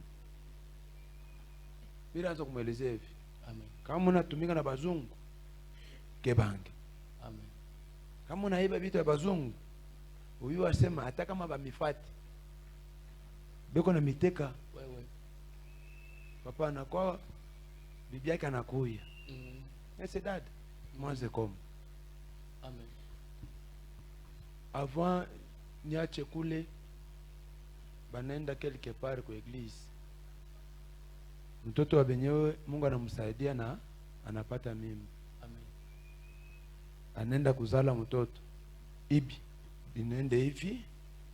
Nikuse papa sasa anashikia hayo ya kumabamba yeye wote foto anamupika demi. Jua kuonyesha sema barizala mtoto anafanya nini? Ashikukufwe mebarifa vile juu ilikuwa impossible. Amen. Nini? Vile baranza kuiba bintu ya benyewe mule. Sasa mu kurekipere. Il faut mtoto enda tumiki pa vile baranza kuibi. Ça fait maintenant 5 mois barishika wale mtoto. Ouais. La malédiction. Joi mnatokea kusema kwa mtu mwingine ni possession tu, bintu bibaya. Binakuwa échange kupitia bintu bingine. C'est pourquoi pasteur on a posé la question à Jésus pour savoir la personne est aveugle, à qui la faute? Unafata pastor? Oui papa. Es ni bazazi yake Ou ou bien bien ni yeye mwenyewe. Il y a un problème. C'est pourquoi mwanamke wa mimba il faut kuweka marenyo. Mama na wewe wanze kukimbia marenyo. Kama unatoa sasa kuna mimba evita kama marenyo sayo. Na kuenda kwa mabirio sayo. Il faut être souple. Hein? Amen, amen. Vous connaissez, vous voyez maintenant que signifie être rempli du Saint-Esprit dans le corps. Ok, Philippe. Je vais vous symptômes, hein? Les symptômes de la possession dans le corps. Utakumanisha vitu vingine utavumula sasa hivi vitu vingine unafanya haina normal. Hein? Mansajila ni ma possession.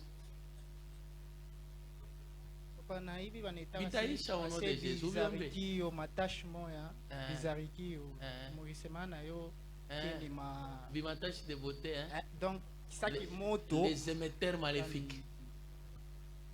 Les émetteurs maléfiques. Bana niko na vile mabintu bi. Oh, papa maman kwa alikuwa mtu alikuwa kari wa moto njo. Bongo, ce sont des émetteurs, tu seras localisé par le diable partout.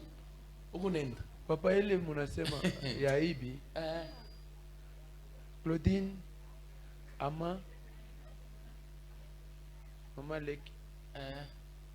Déjà à comprendre. Ouais.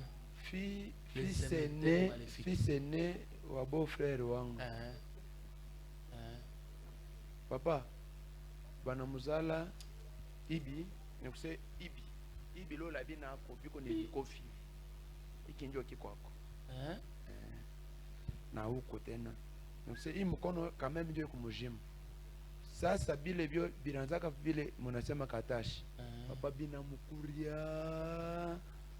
Hapa tunasema basha kwenda kumugini mkufuata seo mamake alikuwa na mikono mirefu.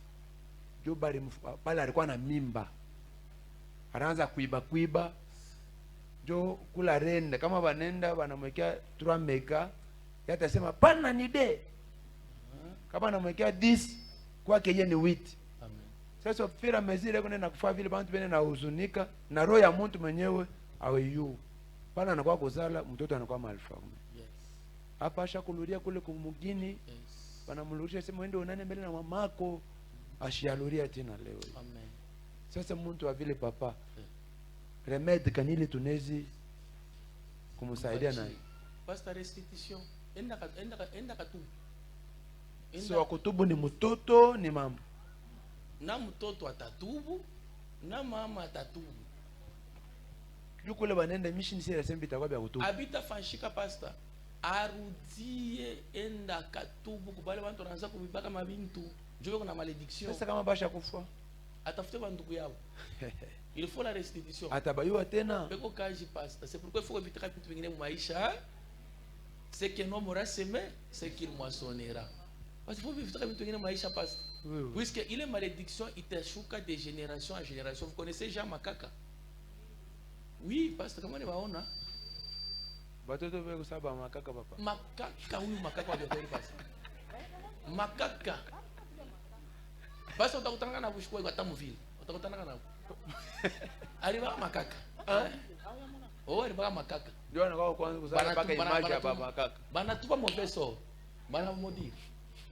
Parce que là, les makaka on attend ça pas makaka.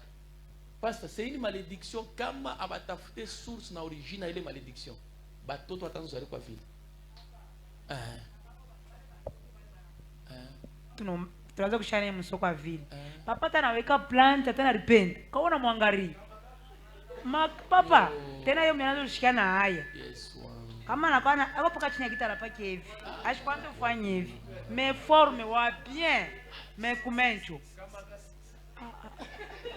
La malédiction. Jo malédiction. Oui. Abandu apana kuswete mtu kusema bintu vibaya. Il faut éviter kusema bintu vibaya kwa maisha yako. Evita kama mtu kusema bintu wewe utaonaka. Eko na lancer mauvais sort. Itawambaka. Il faut éviter. Parce qu'il faut bakafanya restitution. Bendo akatafuta wale mantu. Baba lombe buluma batoshe le mauvais sort. Kwa mubaya nikuse Binatake mubaya. Ni licencié. Sasa binaanza kumfua mubaya. Bananausha mai yote. Huyu anakuwa na mijiji. Mimi niliona ana histoire papa. Parce qu'il y a un propriétaire de la malédiction. Et quoi, il faut qu'on fasse attention à faire restitution. Parce que soma nani? Comment faire la restitution? Comme tu bouilles karismani. Quand tu bouilles karismani, minta rudishia, ou le bébé malambir tarudisha combien? 4 fois. C'est ça la restitution. Dieu montre à quoi épargner pour les malédictions. Il faut exagérer. Il faut rudisha na intérêt. Tu vois tout que mon malédiction. Bandu vitu kile mona teswa pa leo. Ni kipolo kia benyeo kimpele kia kia baridi. Barupachi yako fucha maka mvula unaona bwivi. Unaona bwivi wako wewe. Na leo akirudisha kile kimpila. Unaona bwivi. Kwani unashika kimpila kia benyeo. Mungu naye kama unaona kile kimpila mure mnyumba. Hata unaomba je asakubarika. Shona kimu kia inox kia benyeo shako bebaka. Sanya benya 555. Barukulo kwa tumboka. Unavyoeleza kisha wanafuata sasa mimi nibetu sanya 500 mimi tumesanya 550 hivi tu unanyona mimi mimi mnyumba kunasema mwivi ruhusa kitu cha benyewe baba hata kama shikuibe mebari mletea hata kabukari shikasari kana bakira kabula na bebelele mama wewe ndio lurisha Yesu wangu ba Kristo kintu mwenye kintu akini metre wa kintu kinamjua nilifundishaka la possession makadoa ile nguo shakuvale na kuyu inakuyua bien we sio mwingine anaweza kuvale na mleta mama oui na motoka isha kujua kintu kyote kisha kujua papa nina kumbuka ko 2 choses seulement. Très bien. Je me rappelle une fois, il y avait l'une de mes belles-sœurs, mais moi j'étais veillée à l'église. Bon, à ma grande surprise, à Kuyaka, Anashika Baridi. Très bien. Banaba Mupila, il me tellement ça n'a pas Mupachi. Bon, la sœur, en allant là-bas, un jour après, elle est morte, Naile Mupila donc, je sais pas, il est embellé. Et puis de deux, par rapport, il y a eu mon enseignement que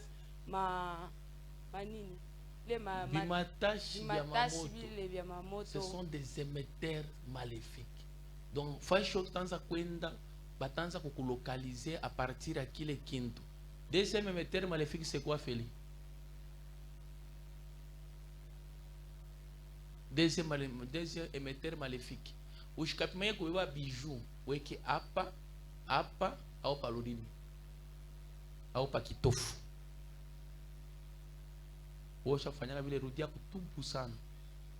Unashikia maemeter maléfique. Kwa bijou pakitofu, bijou apa au paludini. Au kubeba bijou kwa mumeno. Ce sont des émetteurs maléfiques. Papa. Tu sais bien na madame Gracia. Maintenant par rapport il y a ces effets là. Je sais pas. Attaquer les polos. Il est mon pile. Oui, attaquer, c'est un combat déjà. Mina shinda kusema hii témoignage useni ya mulikasi. Isha kuleta buluma sana kwa famille moja. Fina shinda kuexpliquer. Oui, c'est je suis en direct. Mtu anakufwa. Mangota imwene. Il y a des problèmes puisque nous sommes en direct. On va avoir une connexion, je devais expliquer. Moi, bila m'a émetteur, ndiko kana mina kwa. Depuis je suis pataka ya enseignement mina funda pa hivi bintu. Nikikombattra kisho jimikaka. Kilikuwa kapa hivi. Keushi. Nikikombattra kasana kisho jimikaka. Onekiona. Kilikuwa kinena tambari kinaonekana hivi. Pa hivi gauche. Na leo kisho kote yake kipinyeo. Par la prière. Avec la prière, il faut qu'il détruise. On a ma pacte, le pacte du sang. Ce sont des émetteurs. Au fond, que pacte na bwana moyo. Tu es contrôlé na esprit ou le mwanao. Puisque pacte ni hivi. Shonabeba munabeba damu ni changa. Ni kusema lien ya huyu na yeye ni ingi. Inaanza contrôler.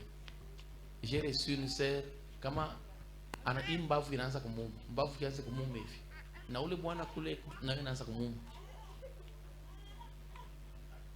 Je n'ai pas le temps d'expliquer sur les pattes de sang, hein. Bingine tumu bato to tuna vous expliquer. Là bitangana na ba bingine mama Marie on peut passer, hein. Na bato mu kanisa. Papa, sasa baba natobolaka mashikio malambiri baneka na kweka na yene mbaya. Tena sana. Unashika mbele maana utoria ntundu moya rishiki. Ni signe esclavagisme. Après jubilé.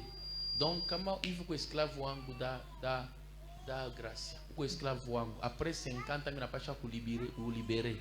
Maintenant si tu refuses d'être, tu dois refuser la liberté. Tu vas dire moi je dois rester esclave à perpétuité. Je ne te quitterai berger. Mina beba muchi. Mina kama au samu nika moto mina kutobola rishikio mina kuweka na bijou. Ndio maana kuima bijou msha kutuvalia varia ina njoo ya bote. Munika vitu vingine muyake maana yabyo. Ni sinya kusema kwa esclave. Hein? Asa huko mbele esclave maana kwanza ongeze kutana ya pili. Mtu faire appel kwa esprit ya prostitution. Kuntu mwingine alizalikuwa kwao hakuna liapo ya bundumba. Mais bila anaanza kuweka vinamletea ile esprit, vinamwachilia esprit ya prostitution.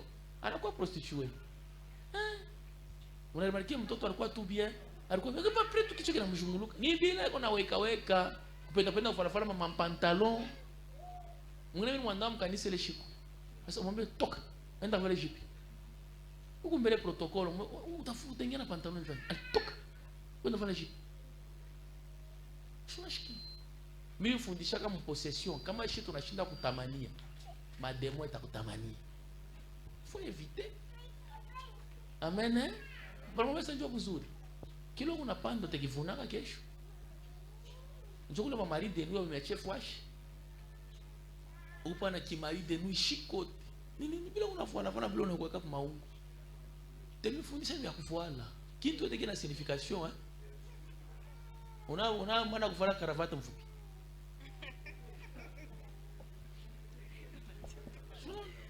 Una maana kupenda rouge baiser. Una maana kupenda rouge baiser. Una signification kupenda rouge baiser. Nimeonesha. Signifie kujikweka rouge baiser maana yake je suis prêt à baiser. Tu définition ka rouge baiser pour non. Je me donne. Tâche de beauté. On a une question tâche de beauté. Je suis seul. Il y a bizarre qui est naturel. Moi je ne sais pas bintu bingine. Papa. Kuma pengine utafala tungu wengine unafika mle watu wanaanza kupika. Kuma ngoja tunashimia shida ya makulere ngine shida expliquer. Hata mshambre.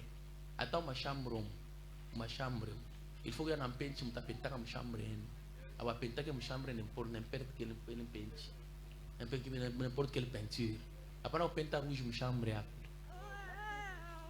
Mashiki. Tefundisha kama bintu kama mchambre, na bila kufai kwa mchambre hapo. Wabeke hivi bintu yote mchambre. Bintu ya kuvunjika kesho kama mchambre yenu. Unafuata. Kujua mtu ya kufa mshambra pana kubia mingi ya kumsaidia au nom de Jésus. C'est pourquoi quand tu unaomba na marikia puissance yako nyingine ole Mungu amepatia ile unatafuta puissance ile ndio mle bintu amjua wake le secret.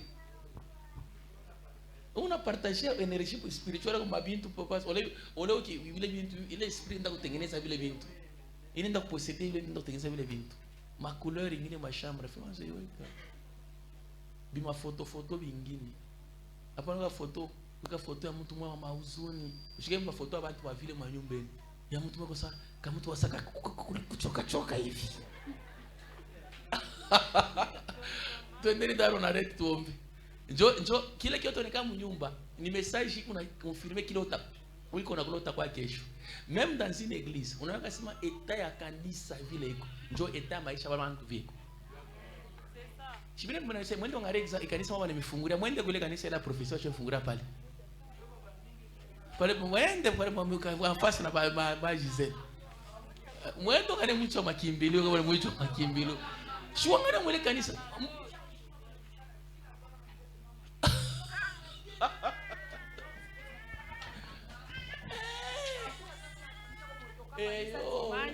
Beko nomba de mercredi jusqu'à samedi. Shuangani vile mkanisa vile mwiko. Kisha ngara bandu ushinyeke mkanisa njoo kuingia. Eta ya kanisa njoo maisha ya bantu vile iko. So na mbele kwa chama secret Hapo kuna tukifoto kia mtu mwa sawa wa kuchoka shoka wewe huzuni. Njoo nakwambia njoo vile na wewe iko. Twende tuombeni twende. Faut éviter. Unasikia busara mafundisho maisha angalia maisha. Angalia mbele ta kanisa yao. Kisha angalia unjota compare angalia maisha wale wanatoka mbele kanisa. Ni mateso moja. Mwiji wa makimbilio. Kama na shina ta kanisa, sitenda kama.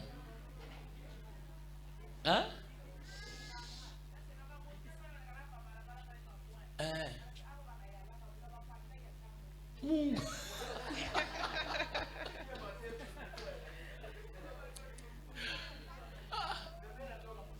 Batu angalia, munasa tunateswa vrai ou faux.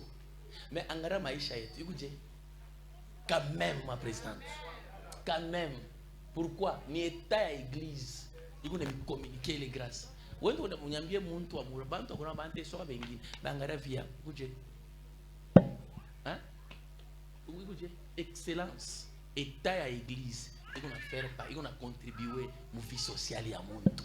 Ushikengeka n'importe quel kanisa, je vous dis vrai. Ni secret. Amen. Oui, je vous dis vrai. Ninaambia ule baba sema unaona hivi hata kama baba anafika atasema injo volonté ya Mungu. Amen pasteur. Pourquoi? Parce que papa il est vrai atukuye mkanisa paka juu kushikia mahubiri tunashikia mahubiri na ile mahubiri itu transformer mu madomaine yote pasteur. Ana paka tunakuya recevoir mais unatoka hakuna changement. Hapana papa. En tout cas mimi mwenyewe nilisema mimi mtemonye. Tena ananibariki tena mnashikia bien sana. Amen pastor. Amen. Papa ananibariki ile ilikuwa ni surprise. Yes. Mimi nilitangulia kuuza kitu kyangu kimoja hivi. Mimi sasa hapana. Tauzaka. Amen. Mais je te bénis hier. Amen. Sasa pastor unanisaidia na wewe sana Shunaona hiki nyangula. Unaona nyangula. Sasa bien mais il faut que témoigner. Kama hata kama mtu anakupatia hata kambekechi huko paka kini. Ile ni esprit ya buloji. Ni manque ya fidélité. Unaona? En tout cas, alinibariki bien sana papa. Bien sana. Parce que mimi angalia hapana il faut na mimi nifanye hivi. Yes. Pale mimi naishi mimi sikuja entendre papa. Yes. Hapana. Papa shitutende mimi na yeye hata sema paka sema papa mumunisha kwa pastor mkuu yako tu. Yes. Tutenda. Amen pastor. Quand même on angalia ça c'est la volonté de Dieu. Amen. Ça c'est la volonté de Dieu. Oui, c'est la volonté de Dieu. Ni papa baraka tu bien. Mi huyu. Papa mimi kawa. Peti wangu huyo nani neve wangu Daniel. Bao kule barebeleza sema nateswa. Sasa mimi namuuliza jana magharibi. Sasa peti wangu. Mimi kwa mkale kanyumba kale. Amen. Après 7 mois. Yes. Mais huyu muiki. Amen. C'est ça la volonté de Dieu. Tu as une prospérité. Tena mimi nashikana bien. Bon wewe kwa unyambia sema wewe toka Mutaberi. Tatokea moni. Mnafanya nini? Na mnafanya nini? Mimi nakuya hapo. Mimi napata 1 plus. Amen. Na mu mafundisho. Amen. Na mu vie sociale. Yes. Sasa tatokea hapo nini? Kama mtu anakuwa hivyo mmoja sema mita prospérer paka. Mais comment? Wakati yako iko parce que tu n'es pas n'importe qui. C'est pourquoi Satan va te combattre. Oui. D'entre Cilia. Papa. Mama. Mimi faliza kwa juu kwa papa Isaac. Ile akisema ya mundu kwake ya Zarika wa Kilemo. munasema sema enda katubu kufami. Est-ce que ule mtoto ule atenda kutubu vinini parce que ya kwa innocent mtumba mamai. Mais nazarika vile. Na enda katubu papa. Hapana, yata tubu ni kwa Mungu. Yata tubu kwa Mungu ile nkosa. Murepentance mko hivi. D'être sûr. Unjua Mungu akurumie. Kuma nzambi ngine bazazi leo unapashi kuitubu. Biblia inasema ma mère m'a conçu dans les péchés. Ni David anza kulombaka buluma. Il faut mu repentance tunapashi kwanza kutubu mbele kwanza na manzambi ya bankambo yetu na bazazi yetu puisque Biblia inasema je punirai l'iniquité de ton père jusqu'à la 4e génération. Papa mita mujibu na pale. Baka David anasema unirumie tina kumanzambi ile mishiyuwe ce que j'ignore. Nous c'est yeye vile ko pale. Eko nenda na kusubiri manzambi ile yashifanya nini? Ashikufanye mais compte tenu ya mamake ye anakuwa frappé. Ye anakuwa frappé. Mais mu repentance atasema Mungu na bile mimi shiyu onirumie. Joro unapasha na kwanza komba d'atresile. Atakuja normal papa. Hapana, nasa rudia normal. Mais kutabaka pa kama sema. Atabakia na symptômes, yana anza kulomba bunwe pour que ile malédiction shuke tuna ishendele mkizazi. Sinon itabakiriri. Tunaisha na Darit. Papa, mi forcément juu ya mambo ya nani ya ma boucle d'oreille. Nani dernièrement j'étais kule kwa bamko yangu. C'est pourquoi muna makanisa ingine ya bengine na bio makanisa. Mnayua, mnasikia sa raison makanisa ingine bengine na bio makanisa, mkifika mne bitosha biote de machinetu mne mvulavula. Vitu vingi poseda mjuu wake mko yangu ananiambia anasema pasteur wenu anakuweza mama pantalon. Maintenant ma boucle d'oreille sasa m'expliquer que nani bale mon bible bale baranzo voilà ma boucle d'oreille c'était des esclaves. Donc moi j'avais nié parce que mine toi discutant c'est là qui tu leur enseignement mine au tabernacle mais je vais vous prêcher. Je te rends discuter. Je enseignement oui donc les pasteurs oui nous si c'est vrai je voulais juste confirmer si c'est vrai. Si mina sema pas. Urugwa nje. Darita usikia mina sema. Damonga expliquer mine expliquer je. Sema nani? Tena mine ta example ka damonga ule. Donc musema c'est bale banavalaka ma boucle d'oreille ni bale bakwa ba esclave. Donc kama 50 ans inenea kama anapenda tenda kashipende batezi banamfaka chez anakuwa na esclave. Anasema moi je ne dois pas aller nulle part. Je reste esclave à perpétuité. Maintenant il faut un signe pour prouver que Darit est mon esclave. Na vile atakufuata paka esclave wangu. Tu tulikana na wewe bien mwile butumwa. Jo mimi nitakutobola rishikio, mimi nakutwanga mkuki na tobola rishikio na kana bijou. Fashi wote kuna pita, bego nasema huyu ni esclave wa Pastor Isaac. Huyu ni esclave wa Pastor Isaac. Esclave ya nani? Mlipatie jibu mwe wenyewe. Si ndio mmoja ushakutobola yangu kwenye kungu. Tobolaka. Ya shetani. Mungu ba esclave à Satan. Vous êtes des esclaves du diable. Papa. Kile kinaua surtout ba mama na ba jeune fille. Bia kona na bia kufuatirisha. Nani arekodisha sema jua uwe kwa mzuri il faut bakutobole umeshiki. Urikuta sinjo ile bana kocha source yayo ile. Jo source. Yo source ni kusema batakuwa ba esclave. Sasa na wewe unaingia mu esclavagisme. Chi stratégie à Satan. Si bana kwa var. Bale ba restaurer que le système. Bo ba shauya mo Kenya ba restaurer kan njoo me faire lier mwe bote mu ba esclave. Ba shauyo. Sasa papa. Paka hivi beko hapo. Mwingine anasema kuanzia leo moro yake mole asema chitanza tena kwa bivoile. Sasa tule tumantundu tule atafana toje. Itajiri. Après combien de temps papa? Yo je tafika au niveau moi pas frère jibiri.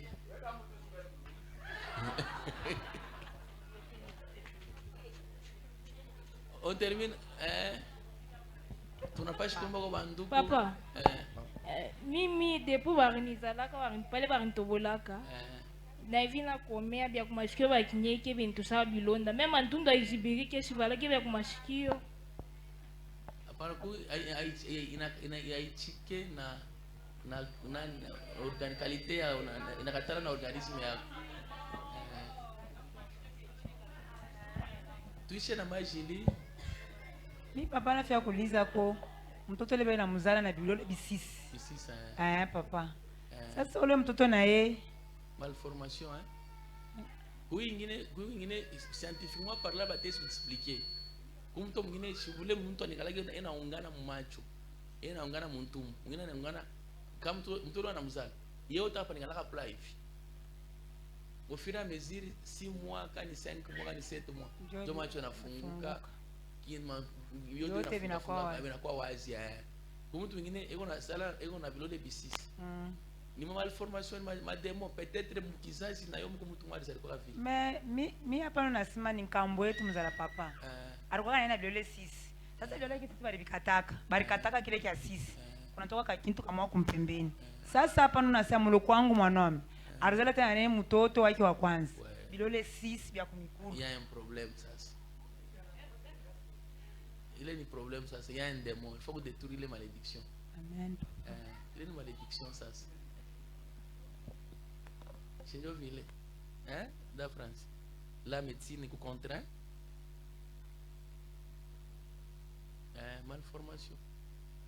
Kama mtoto anazaka kwa vile le même jour de la naissance, tunafunga kankam. Maintenant, j'ai une fille là, je la connais au moins 25 ans au-delà. Il y a une kala pana bilole bisis. Tena bio te venu connaître na pas vie.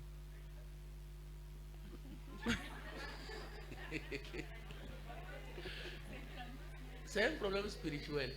Oui, papa, mais quand on a mon atout, il faut n'engagera c'est oui, achina bien. Oui. Même sa façon de penser. Utamangaka c'est oui, achina bien.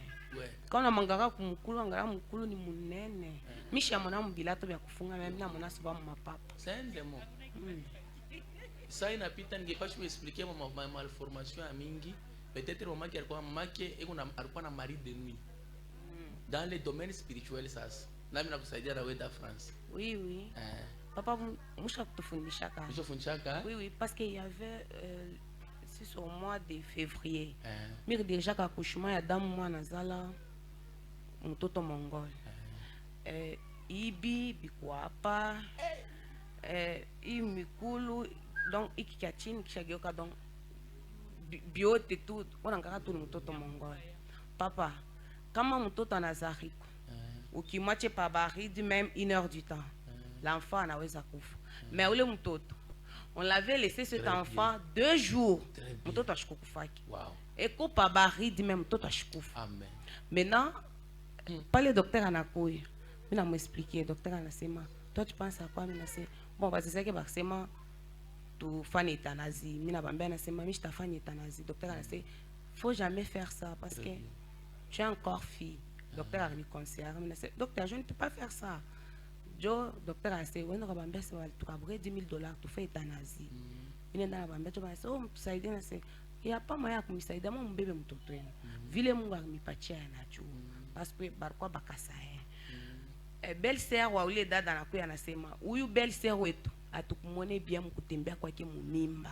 Il est une punition, mon gars kata la mouée, tu parles la punition n'enda kunga mon tot. Mina beba tu mtoto na muvika na mkapa mkufu endana mpapachia bana mkimbia papa bana mkimbia wote balende nje babina bwana.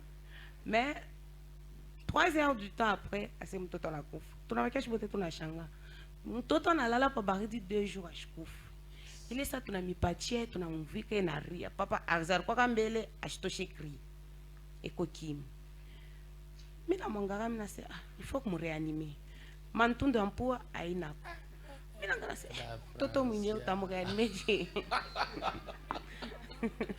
njogi ni katereka langu ma medicine kubifuata langu bila maintenant la France una ronguvu mina mwambia mina mangaka mama ya mtoto mina se unomba mu église kani ataka ni église kani mina se jofili mina shikia na misa kabaridi mbe maungu mina tuma stagiaire na se onembe omite ite kule bana muita ule chef yota ba infirmière na anakuya na se umache tu pa baridi kama Mungu anapenda amweye moya papa tukumwacha hapa bari tunamwexplique mo mama yake ya mtoto.